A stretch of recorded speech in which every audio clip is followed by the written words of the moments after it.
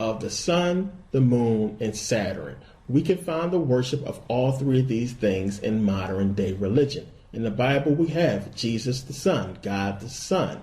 Now, in the Torah, we have, of course, the star. That star is talking about Saturn. As a matter of fact, when you look at the word Israel, a lot of you noticed already, it's just a breakdown of Isis, which would be the moon, Ra, which would be the sun, and El, which would be Saturn, just another name for Saturn. So Israel is just the worship of all three of these things. When we look at Islam, the crescent moon and the star, that's the moon, and that is Saturn. It's the worship of Saturn. It all goes back. So now when we look in the Bible, when it's talking about people worshiping false idols, they're basically talking about themselves because they were the ones worshiping false idols. But these false idols, when you go through the research and look at some of them, they're talking about either the sun, the moon, or Saturn. So now, Acts 7:43, it says, "Yea, ye took up the tabernacle of Moloch, and the star of your god Remphion,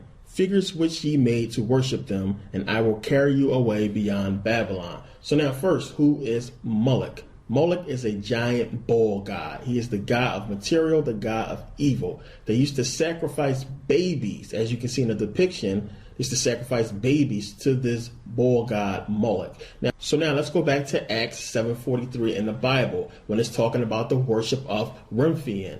When you translate this word, it means Saturn. When you look at the Coptic Bible, the word still translates to Saturn. So here we have the Bible talking about the worship of Saturn, and it's disguised as a different word, Remphion. You got to do research. Now, when we go to Islam, we can see it plain as day, the worship of Saturn. Saturn is called the dark sun, or the black square, or the black sun and the dark square, any way you want to put it. But we can see here what's going on. They are basically worshiping Saturn. That's the cube. Now we know at the top of Saturn is a hexagram. And from that hexagram, we can get the cube or the square. Now, they are walking around the square, symbolizing the storm that is going around the hexagram or the square of Saturn. Now, do they realize what they are doing? No, because Islam tells you not to do any research and not to basically try to prove your religion true.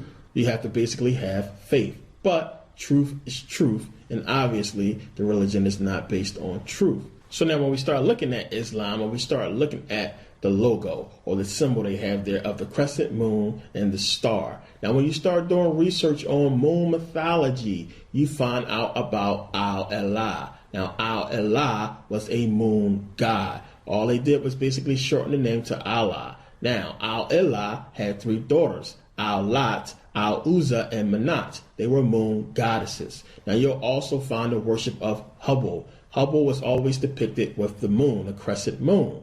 You'll also find Baal or Baal, always depicted with the moon and the star. Looks exactly like the Islamic symbol or the Islamic logo. Now also we can find Baal in the Bible, and he is always associated or usually associated with Satan in some way.